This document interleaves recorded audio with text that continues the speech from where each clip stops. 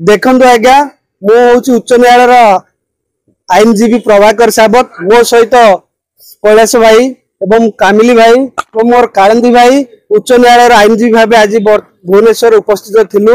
एवं देखंतु ओडिशावासी वर्तमान गोटे दीर्घ दिन गोटे सिविल सुट केस ऊपर आम आज हस्तक्षेप करूँ जोटा कि 2011 रु सिविल सुट वर्तमान चली अच्छी एवं 2011 रु पर काउंटर भाव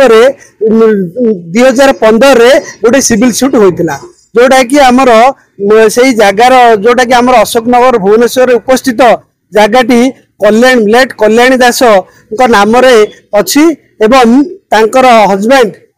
लेट शांतनु कुमार दास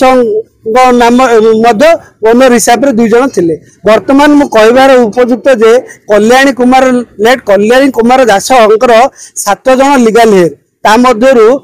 4 जन होचन तांको पुत्र एवं 3 जन होचन तांकर झियो। वर्तमान सेही तांको मध्यरे 2011 टू 2015 मध्यरे वर्तमान सेही सिविल सूट चली रही एवं सेही बिल्डिंग रे वर्तमान बैंक ऑफ इंडिया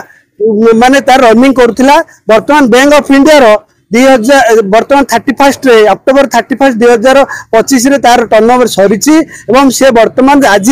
तांकर चाबिटी प्रदान करिया पे से 7 जन लीगल हियर को से वर्तमान नोटिस करथिले एवं डाकी थिले जाकी से 7 जन लीगल हियर मध्ये वर्तमान राजी होइचंती एवं 7टी चाबी नेबा पे से माने इच्छुक अछंती। बैंक ऑफ इंडिया मध्ये ता मध्ये करबा पे राजी अछि या शर्ते या पर जदि कौन सी इलीगल एक्टिविटी सृष्टि हुए यही बिल्डिंग उपरे ताहले 7 जन जाक मतरे जदि कौन सी एक इलीगल सृष्टि हुए ताहले सेमान उपरे ऑनरेबल जुडिशियल अनुसार आईनगत अनुसार कार्य ग्रहण करा जिवो। ता सहित जदि ए प्रकार जदि कार्य को ग्रहण न करती सेमानकु आमे आईन आश्रय नेबी मध्य आमे एडवोकेट हिसाब रे तांको सहयोग करिवु एवं सेही 7 जन लीगल हियर समस्त प्रकार जुडिशियल आईन एवं आदेश को मानिबा पे आमे तांको बुझाइलु एवं जहाँ जुडिशियल मैटर अछि ताकु मध्य सम्मान देई कार्य ग्रहण करिया पे आमे कहिलु।